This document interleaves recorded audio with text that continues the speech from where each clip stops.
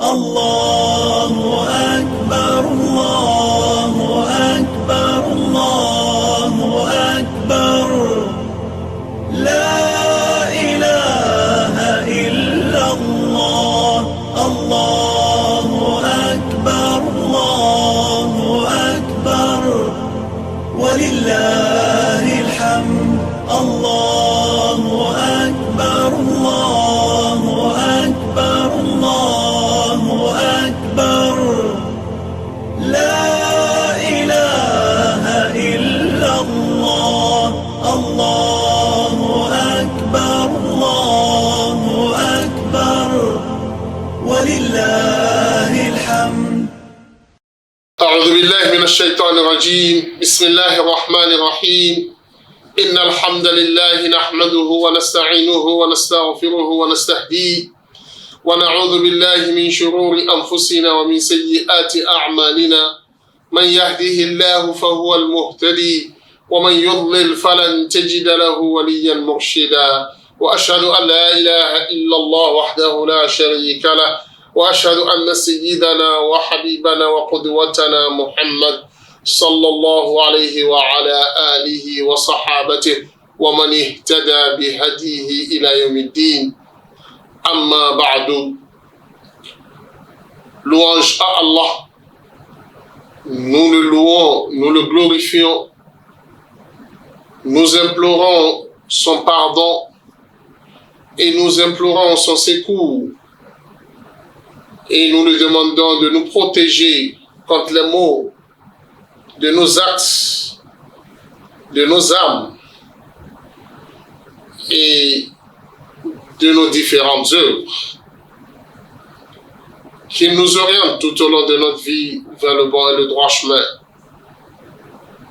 Nous lui demandons d'accorder la paix et la bénédiction au prophète Mohammed sallallahu alayhi wa sallam, sur sa famille, sur ses compagnons et sur tous ceux qui suivent et suivront ses enseignements jusqu'au jour du jugement dernier. Chers téléspectateurs de la Sunna TV, nous venons vers vous aujourd'hui pour parler du prophète Mohammed sallallahu alayhi wa sallam, puisque nous sommes déjà dans le mois de Rabi' al-Awwal, le mois dans lequel le prophète Mohammed sallallahu alayhi wa sallam est né. Dans ce mois, les musulmans célèbrent en particulier le prophète Mohammed sallallahu alayhi wa sallam, bien que le prophète est célébré chaque jour. À chaque prière, le prophète est célébré, puisque nous sommes appelés à faire la salat au prophète Mohammed sallallahu alayhi wa sallam. Et lors de la salat, vous devez vous rappeler du prophète Mohammed sallallahu alayhi wa sallam. Toute la vie du musulman doit être basée sur la vie du prophète, puisqu'il est le modèle. Et Allah nous dit dans le Coran, wa lakum fi rasulillahi uswatun hasana. Vous aviez en personne du prophète Mohammed sallallahu alayhi wa sallam le meilleur modèle. Et pour connaître le modèle du prophète Mohammed, le modèle que représente le prophète Mohammed sallallahu alayhi wa sallam, il faut bien sûr connaître sa biographie. La biographie du prophète Mohammed sallallahu alayhi wa sallam ne peut jamais être un objet d'une heure de temps, ni un objet d'une journée, ni un sujet à traiter en quelques émissions. Compte tenu de la grandeur du prophète Mohammed sallallahu alayhi wa sallam, compte tenu de l'immense et l'étendue, la grande étendue de la vie du prophète Mohammed sallallahu alayhi wa sallam, bien que ça ne dépasse pas 63 ans, mais c'est plein d'événements, c'est plein de situations dont le musulman a besoin dans sa vie et que personne ne peut arriver à apporter les détails de cette vie. Car à chaque point de la vie du prophète Mohammed sallallahu alayhi wa sallam constitue des énormes événements. Pour cela, nous allons simplement parler aujourd'hui de la naissance et de l'enfance du prophète Mohammed sallallahu alayhi wa sallam. Puisque le prophète est venu pour sortir l'humanité de l'obscurité, de la ténèbre, vers la lumière. Parce qu'il a été envoyé par le Seigneur Allah qui est la lumière. Et il a mis cette lumière en la personne du prophète Mohammed sallallahu alayhi wa sallam pour pouvoir guider et illuminer l'humanité. C'est dans ce sens que nous allons d'abord signaler au début de cette biographie que le prophète Mohammed sallallahu alayhi wa sallam n'est qu'une lumière. Allah subhanahu wa ta'ala l'a appelé dans le Coran et dans plusieurs endroits dans le Coran plus tôt, Allah l'a appelé lumière. Allah subhanahu wa ta'ala dit قَدْ جَاءَكُم مِّنَ اللَّهِ نُورٌ وَكِتَابٌ مُّبِينٌ يهدي به الله من اتبع يهدي به الله من اتبع يهدي به الله سبحانه وتعالى dit dans le Coran قد جاءكم من الله نور وكتاب مبين. Une lumière vous est parvenue d'Allah subhanahu wa ta'ala et un livre explicite, clair. Ici, il s'agit du prophète Mohammed sallallahu alayhi wa sallam. Et pour confirmer ceci, la mère du prophète Mohammed sallallahu alayhi wa sallam, en nous parlant de la naissance du prophète Mohammed sallallahu alayhi wa sallam, nous dit: lorsque j'étais enceinte du prophète Mohammed sallallahu alayhi wa sallam, j'ai vu une lumière sortir de mon corps pour aller éclaircir et illuminer les territoires de Syrie, qui était en ce temps le grand territoire, le plus grand territoire des Perses, et qui était la plus grande puissance de l'or. Alors, le prophète, déjà, sa mère l'a vu dans ses rêves comme étant une lumière. Et Allah subhanahu wa ta'ala a fait descendre le Coran pour confirmer ce rêve en nous rappelant tout le temps que le prophète Mohammed sallallahu alayhi wa sallam est une lumière pour toute l'humanité. La naissance du prophète Mohammed sallallahu alayhi wa sallam s'est produite en l'an de l'éléphant, comme les Arabes appelaient cette année. Pourquoi l'an de l'éléphant? Et qu'entendons-nous de l'an de l'éléphant? L'an de l'éléphant correspond à 571 de l'ère grégorienne. On a appelé cette année l'année de l'éléphant, puisque le roi Abraham de Yémen, en ce temps, a donné l'ordre à son représentant à Abyssinie de se diriger vers la Mecque pour aller détruire la Kaaba. Puisque le roi de Yémen avait construit un grand temple d'adoration chez lui, et il voulait que le monde entier venait faire l'adoration et visiter ce lieu d'adoration, ce grand lieu d'adoration qu'il a créé, et que cela remplace la Kaaba pour les Arabes du Nord, puisque la Kaaba existait déjà depuis le temps d'Ibrahim alayhi salam. Et le monde entier, et plus précisément tous ceux-là qui suivaient la voie d'Ibrahim, allaient faire le pèlerinage. Et le monde arabe tout entier faisait le pèlerinage vers la Mecque. Ce qui n'était pas du goût de l'empereur de Yémen et qui a voulu que les gens laissent la Kaaba et se dirigent maintenant vers le lieu d'adoration qu'il a construit. Après qu'il a fini la construction, l'année suivante, il n'a vu personne. Et en plus, d'après les historiens, il y avait certains bédouins arabes qui sont allés déféquer dans son lieu d'adoration, ce qui l'a énervé, et il a décidé de prendre revanche sur les Arabes et de détruire le Kaaba parce qu'ils ont refusé de venir adorer son Seigneur, lui, dans son lieu d'adoration. Il a décidé d'aller détruire la Kaaba en donnant l'ordre à Abraham de l'Éthiopie, et ce dernier a conduit les éléphants,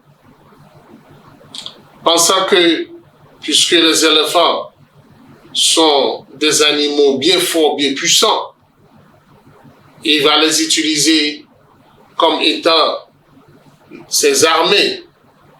Et les Arabes ne pourront pas avoir la capacité de faire face aux éléphants. Et il a préparé cette guerre. Il est sorti avec un grand nombre de ses soldats qui se sont alignés derrière les éléphants pour aller détruire la Kaaba.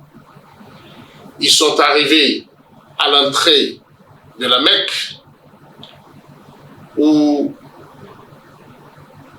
ils ont rencontré le Abdul Muttalib, qui est le grand-père du prophète Mohammed sallallahu alayhi wa sallam et qui était le chef de la Kaaba en ce temps.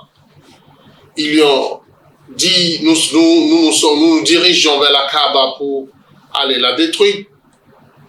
Qu'est-ce que Abdul Muttalib les a dit? La Kaaba a un Dieu qui le protège. Au moment où ils voulaient rentrer à la Mecque, ils ont trouvé quelques troupeaux de chameaux appartenant à Abdul Muttalib. Ils les ont ramassés. Abdul Muttalib les a dit, moi je ne suis pas là pour vous combattre. J'ai simplement mes troupeaux, laissez-moi mes troupeaux. Ça là, ça m'appartient. Mais la Kaaba, il y a un Dieu qui le protège. C'est à lui appartient la maison. Moi, je ne suis pas là pour vous combattre. Ils étaient étonnés en disant que c'est quel genre de chef celui-ci. On veut détruire la maison sacrée qui constitue le patrimoine, le unique patrimoine qu'ils avaient en ce temps. Malgré cela, ils ne se battent pas. Ils ne se battent pas. Ils voient que la maison a un Dieu qui va la protéger. C'est ainsi qu'ils ont remis à Abdul Muttalib ses troupeaux et ils se sont maintenant dirigés vers la Kaaba. Les éléphants qui devraient aller détruire la Kaaba ont complètement refusé de se diriger vers la Kaaba. Le roi n'était pas du tout d'accord. Il forçait le chef, l'éléphant qui est à la tête des autres éléphants, il le forçait pour qu'il puisse bouger. l'éléphant ne bougeait pas. Quand il les tourne, pour retourner, ils reprennent le chemin. Mais quand il les retourne vers la Mecque, les éléphants ne bougent plus. Ils étaient face à cette situation. Allah subhanahu wa ta'ala les a envoyés les oiseaux, et chaque oiseau portait avec lui des cailloux, des pierres en argile qu'il jetait sur ses soldats, et ces soldats se sont tous décomposés parce que quand les pierres tombaient sur eux, ça les tuait et ça les décomposait, puisque c'était des pierres qu'Allah subhanahu wa ta'ala a remis à ces oiseaux. C'était les pierres de l'enfer qui ont été envoyées sur terre pour pouvoir détruire ceux-là qui sont les ennemis d'Allah subhanahu wa ta'ala et les ennemis de la maison d'Allah. C'est ainsi qu'Allah subhanahu wa ta'ala nous parle de cet événement dans le Coran, où Allah nous dit Alam tara kayfa fa'ala rabbuka bi ashabil fil. N'as-tu pas vu ce qu'Allah subhanahu wa ta'ala a fait des gens de l'éléphant?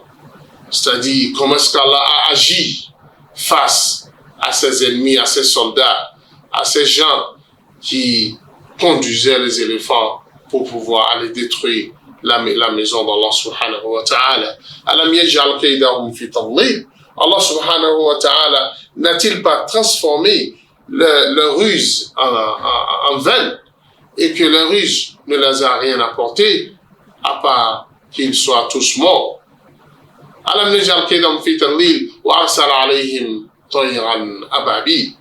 Allah subhanahu wa ta'ala a envoyé vers eux les oiseaux qui s'envolaient, les géants oiseaux, un grand nombre d'oiseaux qu'Allah subhanahu wa ta'ala avait envoyé vers eux.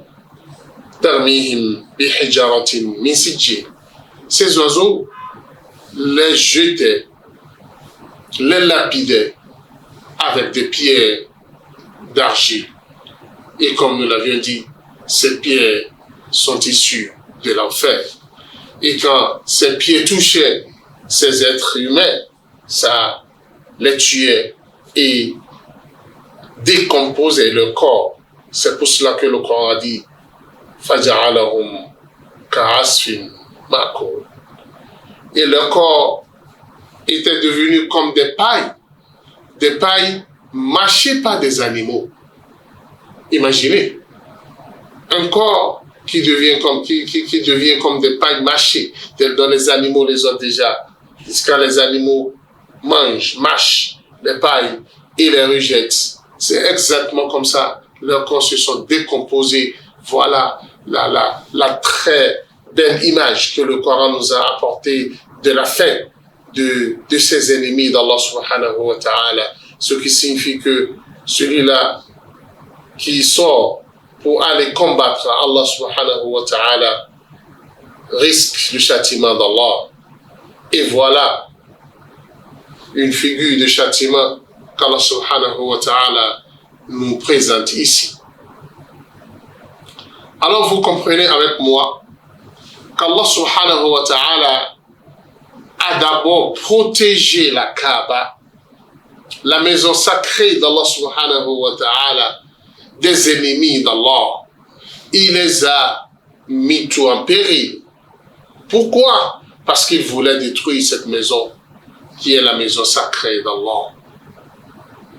C'est au cours de cette année que le prophète Muhammad sallallahu alayhi wa sallam est né. Le prophète est né un lundi pendant le mois de Rabi al-Awwal. Nous n'avions pas des informations sûres sur la date. Certains disent le 12 Rabi al-Awwal.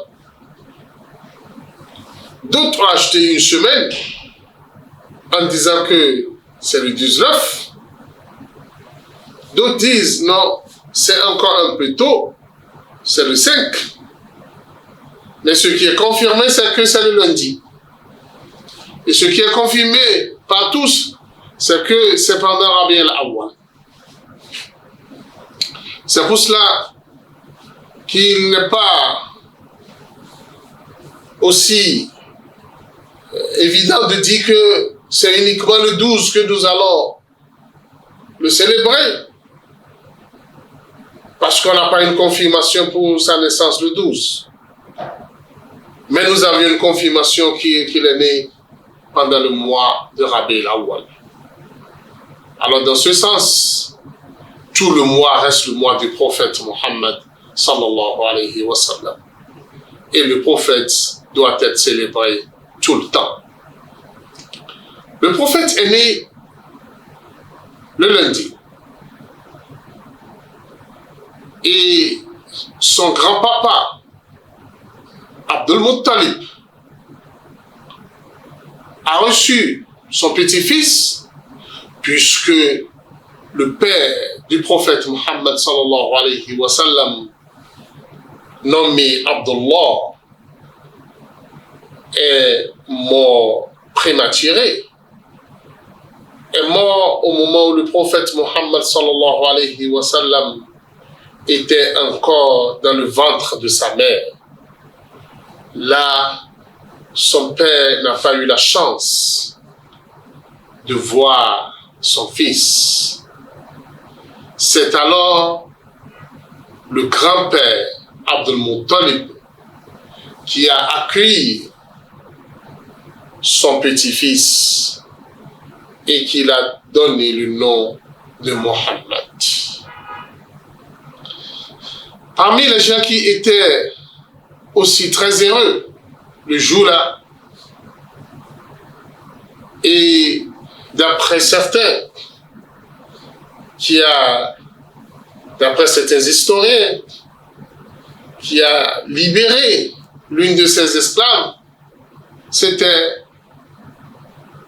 Abu Lahab, qui est aussi l'oncle du prophète Mohammed sallallahu alayhi wa sallam, qui est le grand frère à Abdullah,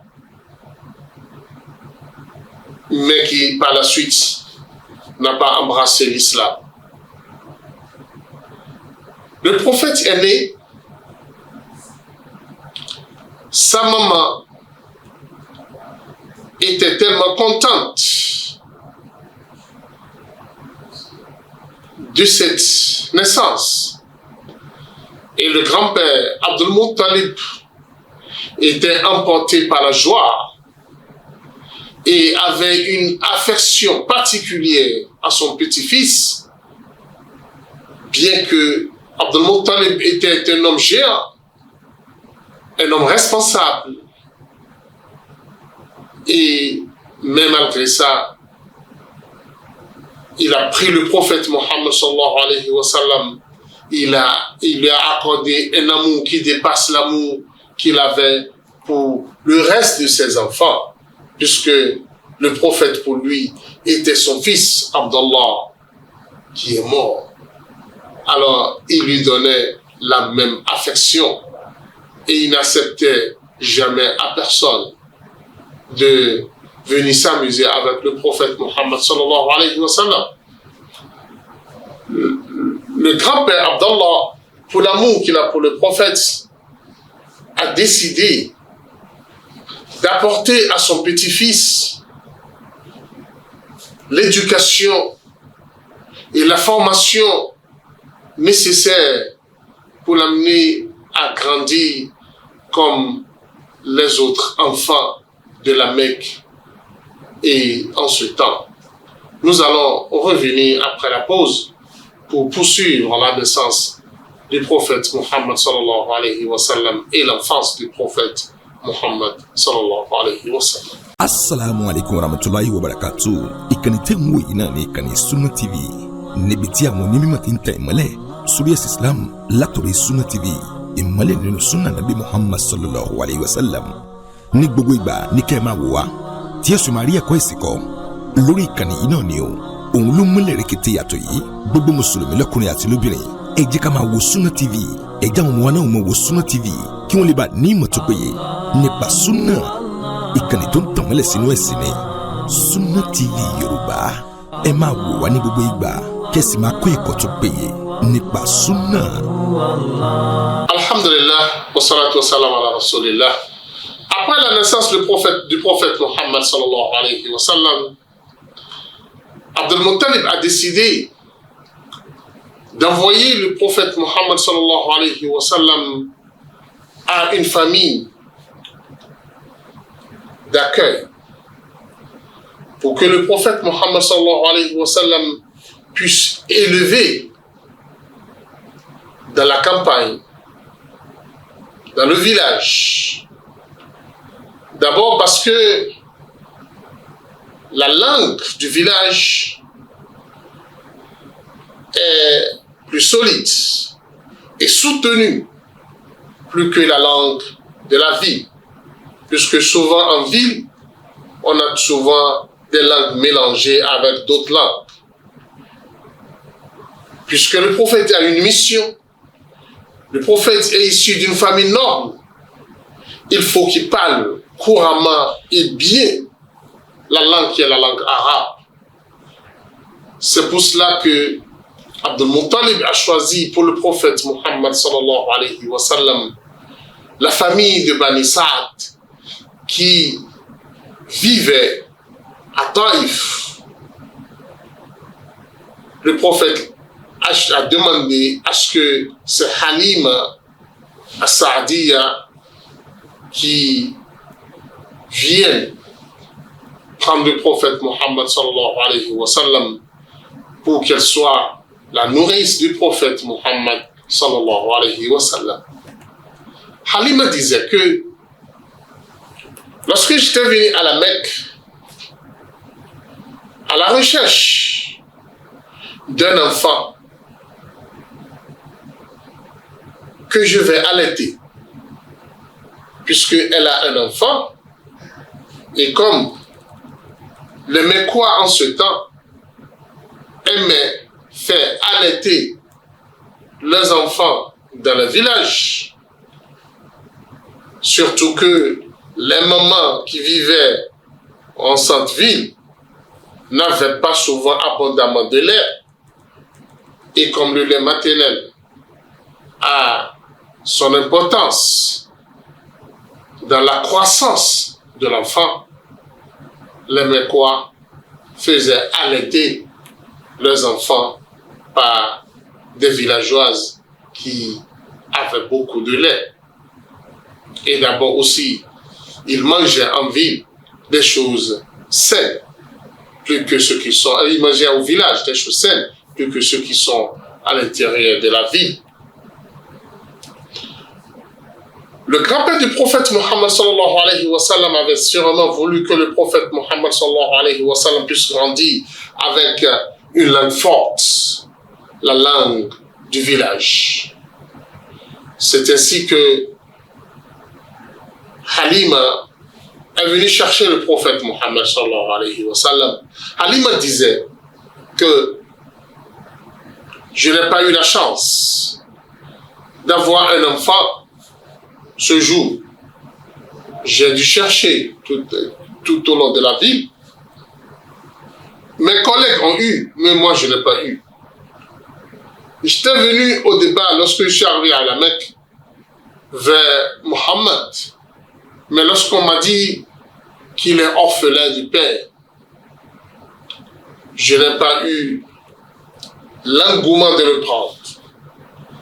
Parce que c'est le père qui avait l'habitude de nous payer, de passer nous visiter, de nous donner de cadeaux à cause de leurs enfants. Mais celui-ci n'a pas de père. Je me suis dit, qui va s'occuper de lui? C'est pour cela qu'au départ, je n'avais pas voulu le prendre. Mais comme finalement, je n'ai pas eu un enfant à allaiter ce jour, je suis obligé d'accepter le prophète Mohammed sallallahu alayhi wa sallam ce que je n'ai pas regretté. Halima dit. Halima dit, je n'ai pas regretté, oui, parce que lorsque nous étions en convoi et nous venons vers la Mecque, ma monture était la monture la plus faible, où même mes camarades se moquaient de moi parce que j'étais tout le temps derrière le convoi. Mais lorsque j'ai pris le prophète Mohammed sallallahu alayhi wa sallam dans mes bras, mes seins qui étaient déjà asséchés sont devenus lourds du lait. Le prophète a bu et son frère aussi a bu. Et je me suis monté sur ma monture. Ma monture est devenue la monture la plus rapide du convoi. Ah, c'est là que j'ai commencé par ressentir la bénédiction de l'enfant que j'ai avec moi. Je suis rentré chez moi, Halima disait. Le temps était un peu dur, où il n'y avait pas assez d'herbes à manger pour nos bêtes. Mais à l'arrivée du prophète Mohammed sallallahu alayhi wa sallam sur notre territoire, on a connu un net changement par rapport aux herbes et par rapport à ce que nos animaux vont manger. Et tout a changé sur nos territoires par la bénédiction du prophète Mohammed sallallahu alayhi wa sallam. Halima disait, le prophète grandissait 2 fois plus que les enfants de son âge. Il est resté avec moi, Halima dit, pendant 2 ans, qui était souvent le thème du contrat, puisque habituellement, les enfants de la Mecque, qui sont souvent élevés dans le village, passaient 2 ans, après les 2 ans, on les ramène à leurs parents. Halima a dit, je me suis précipité vers la mère du prophète Mohammed sallallahu alayhi wa sallam pour lui demander d'accorder encore quelque temps pour moi, pour que Mohammed reste avec moi.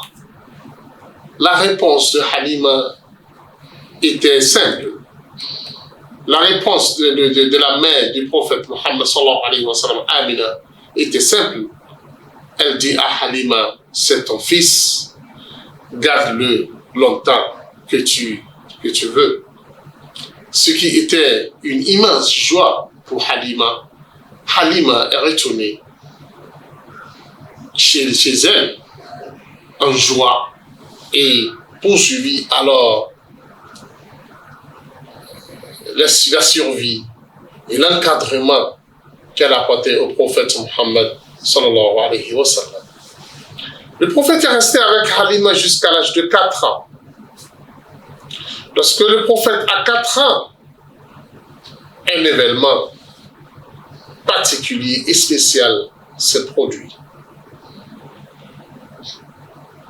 Comme le prophète Mohammed sallallahu alayhi wa sallam aussi, et comme c'est rapporté dans les différents hadiths, et Halima elle-même l'a rapporté, il faut signaler que par la suite, Halima a embrassé l'islam, puisqu'elle est restée vivante jusqu'au moment où le prophète Mohammed sallallahu alayhi wa sallam a commencé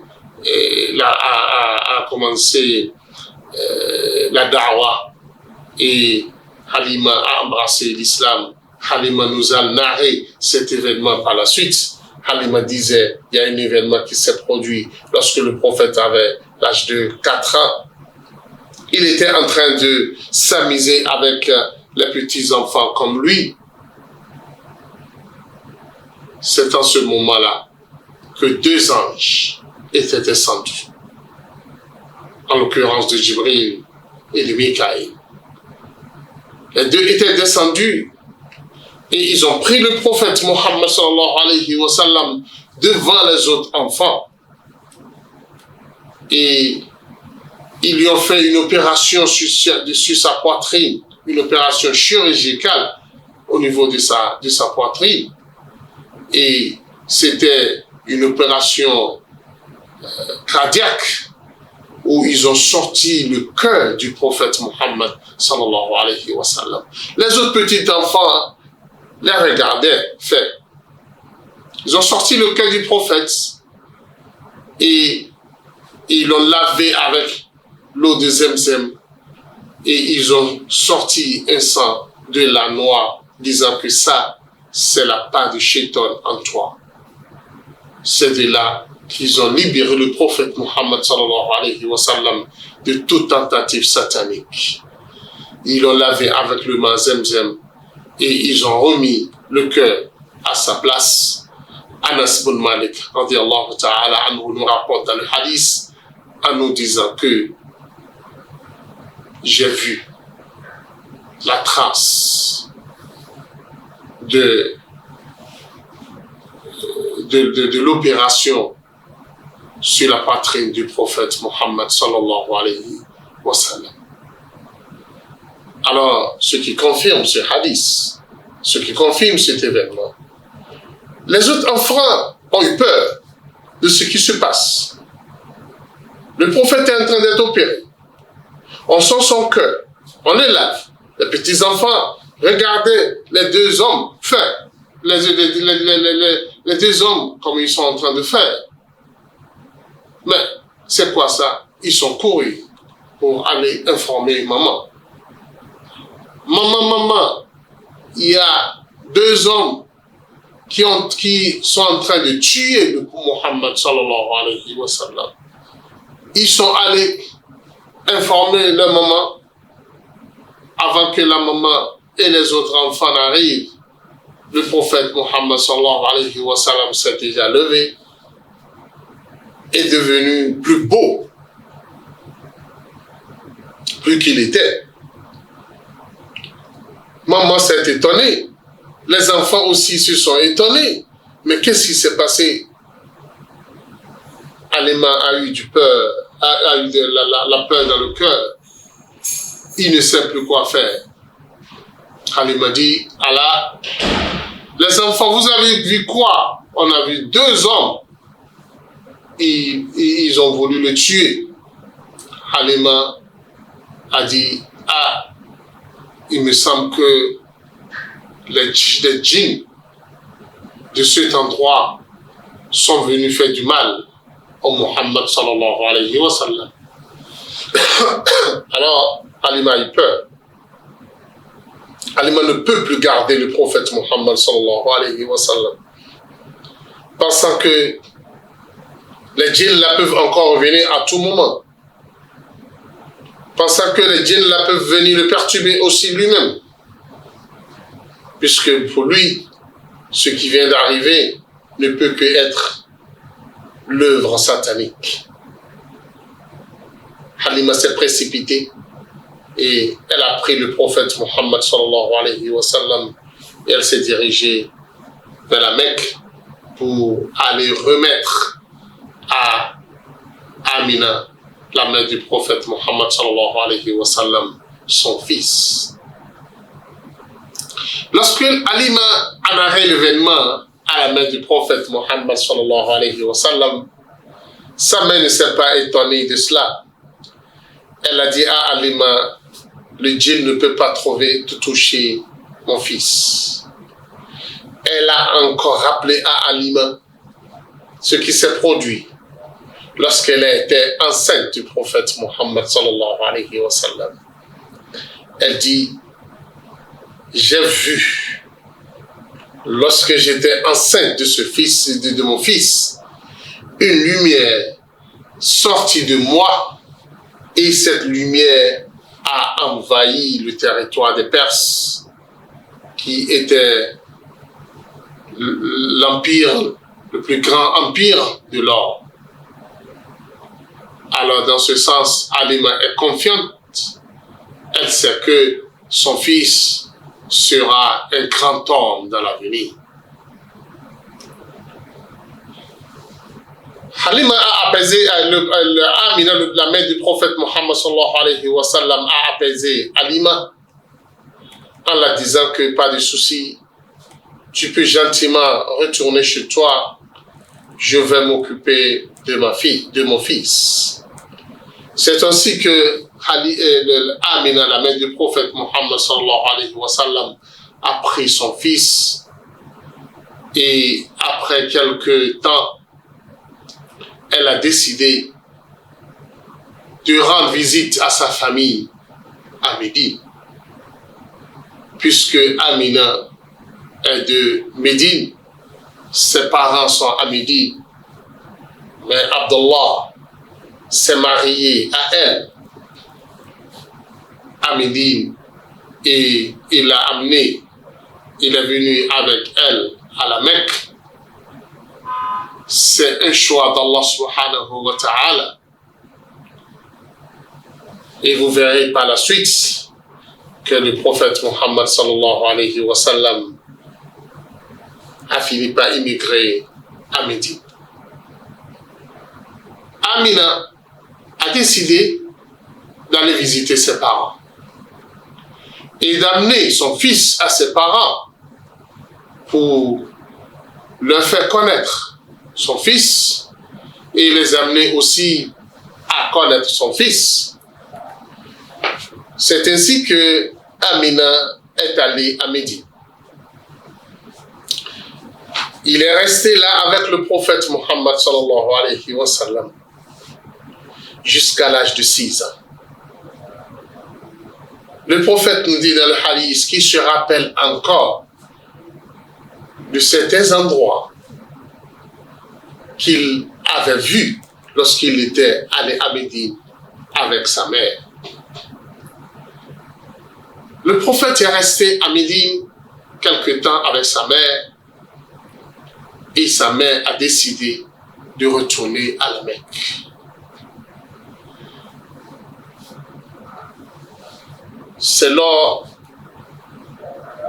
de son retour. Ils étaient en route pour la Mecque. Ils sont arrivés à un endroit non loin de la Mecque. C'est là où l'heure de la mère du prophète Mohammed sallallahu alayhi wa sallam a sonné. Où Allah a envoyé l'ange de la mort pour aller retirer l'âme de Amina, la mère du prophète Mohammed sallallahu alayhi wa sallam. Le prophète n'avait que 6 ans. Amina était accompagnée d'une servante qui était la servante qui était l'esclave de Abdullah, que Abdullah a donné à Amina. Elle s'appelait Baraka Ayman. Son nom c'est Baraka et on l'appelle Ayman. Elle a par la suite un enfant qui s'appelle Ayman. C'est elle qui était la servante de Amina, qui était avec la mère du prophète Mohammed sallallahu alayhi wa sallam. L'heure a sonné. La mère du prophète doit répondre à l'appel de son Seigneur. Elle doit quitter cette vie pour aller poursuivre sa vie dans l'au-delà. Le prophète n'avait que 6 ans. Sa mère décède. Il n'y avait que la jeune fille qui est au nom de Baraka,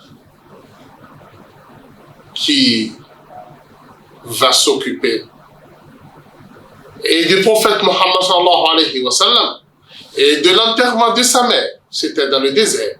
Il n'y avait personne pour les aider. Il n'y avait personne pour les assister. Elle ne peut pas transporter le corps jusqu'à la Mecque.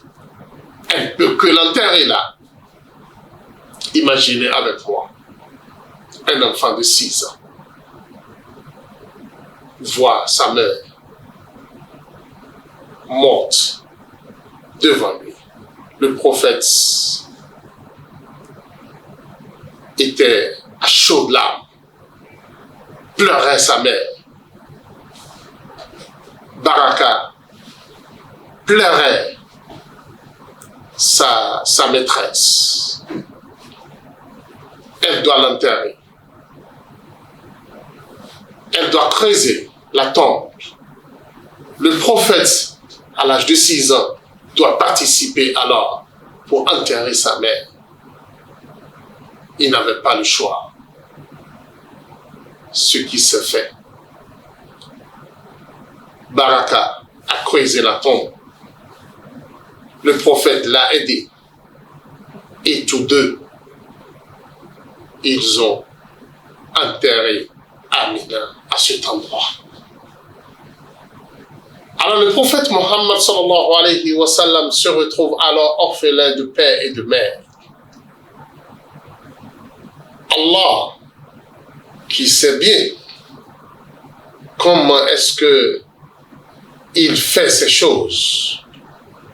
Allah nous a dit dans le Coran, فاصبر لحكم ربك فإنك بأعيننا. Voilà les versets qui nous confirment la vie du prophète Mohammed sallallahu alayhi wa sallam.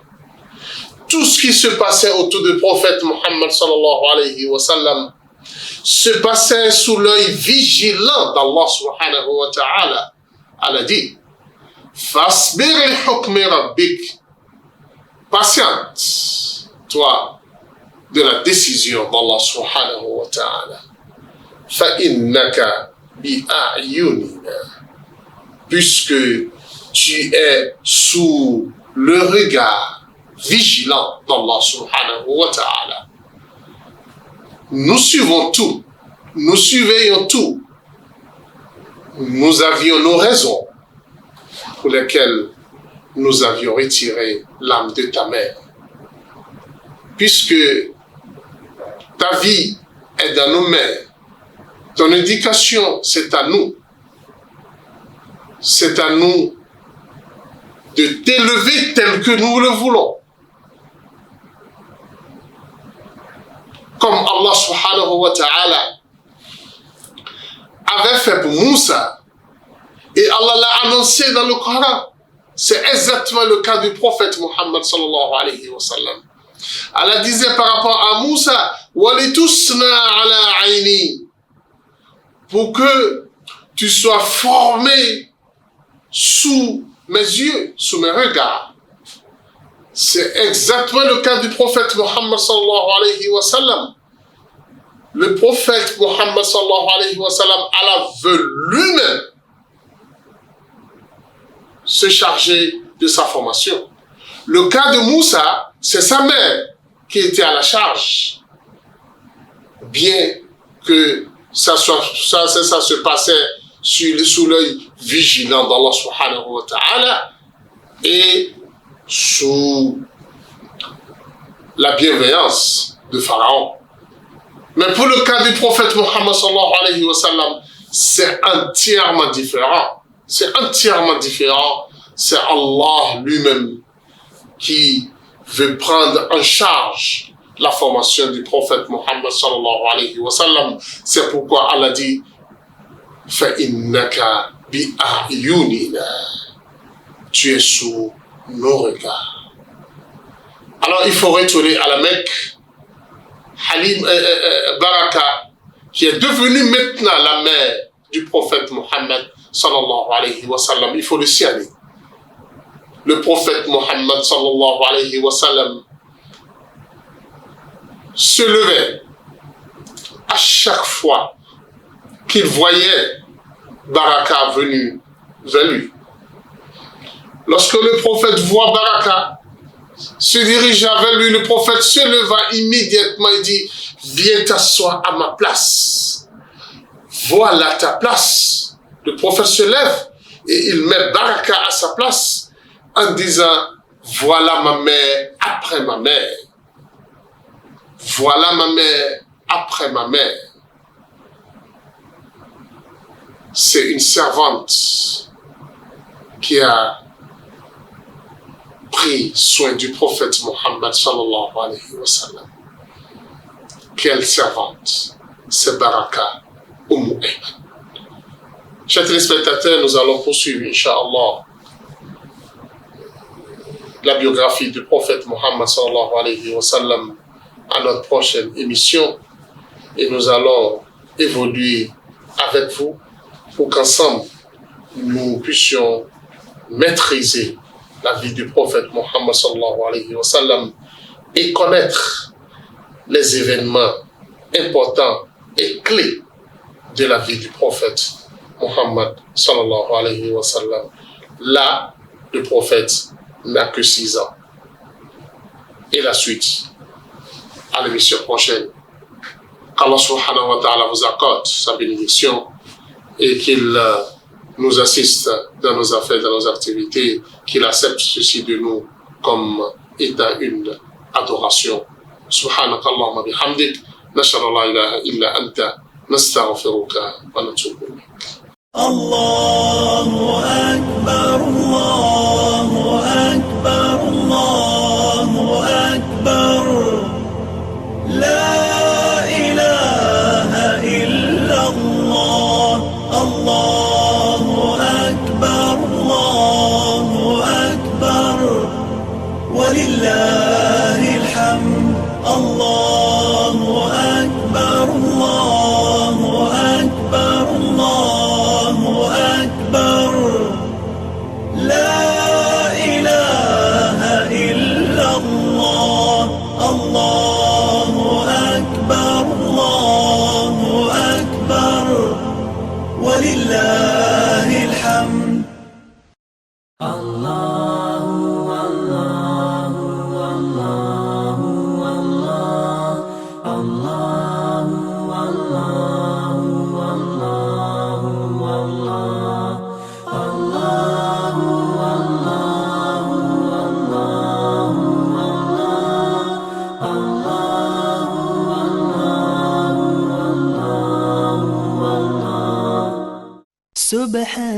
Subhanallah walhamdulillah wa la ilaha illallah wallahu akbar wa la hawla wa la quwwata illa billahil aliyyil azim wa la hawla wa la quwwata illa billahil aliyyil azim.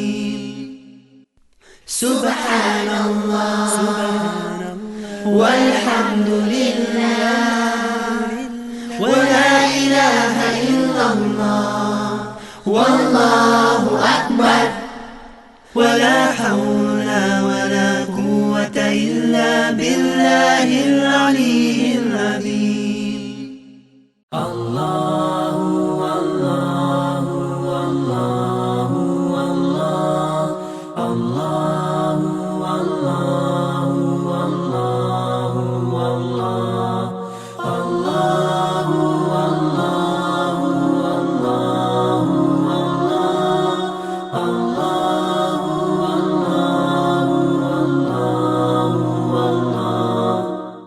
Subhanallah walhamdulillah wa la ilaha illallah wallahu akbar wa la hawla wa la quwwata illa billahil aliyyil azim wa la hawla wa la quwwata illa billahil aliyyil azim.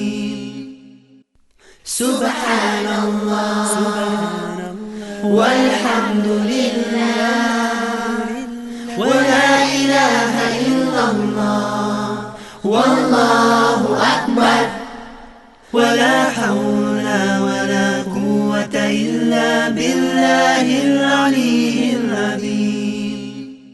الله الله الله الله الله الله الله الله الله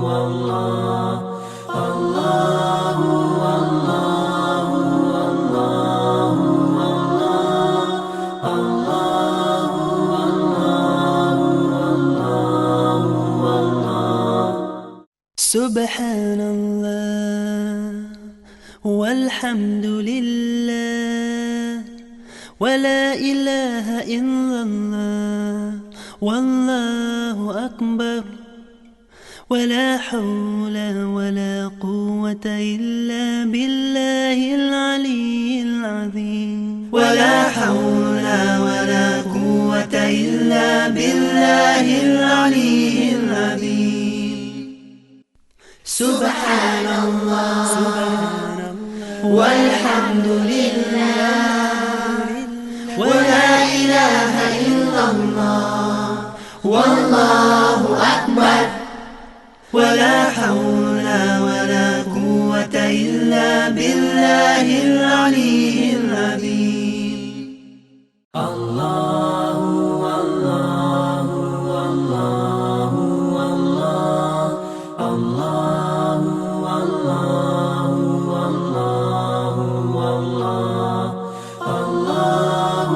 الله الله الله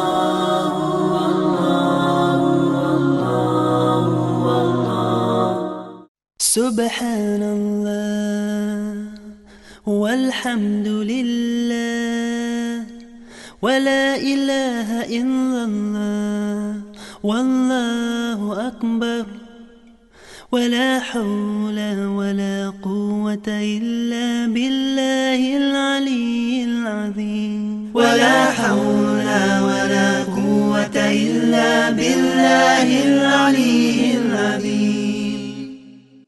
سبحان الله والحمد لله ولا إله إلا الله والله أكبر ولا حول ولا قوة إلا بالله العلي العظيم. الله الله الله الله الله الله الله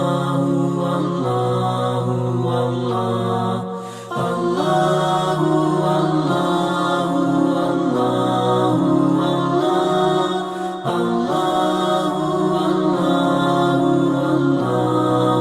الله سبحان الله والحمد لله ولا إله إلا الله والله أكبر ولا حول ولا قوة إلا بالله العلي العظيم. ولا حول ولا قوة إلا بالله العلي العظيم. سبحان الله والحمد لله ولا إله إلا الله والله أكبر ولا حول ولا قوة إلا بالله العلي العظيم. الله الله الله الله الله الله الله الله الله الله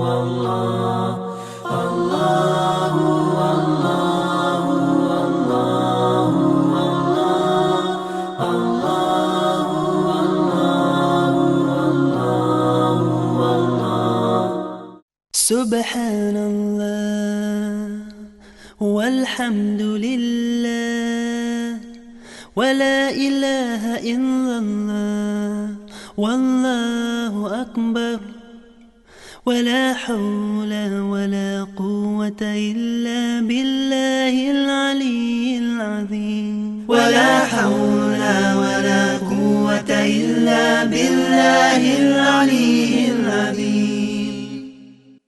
سبحان الله والحمد لله ولا إله إلا الله والله أكبر ولا حول ولا قوة إلا بالله العلي العظيم الله الله الله الله الله الله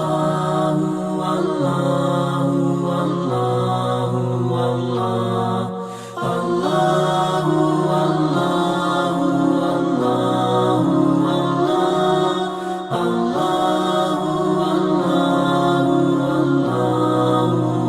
الله سبحان الله والحمد لله ولا إله إلا الله والله أكبر ولا حول ولا قوة إلا بالله العلي العظيم ولا حول ولا قوة إلا بالله العلي العظيم سبحان الله والحمد لله ولا إله إلا الله والله أكبر ولا حول ولا قوة إلا بالله العلي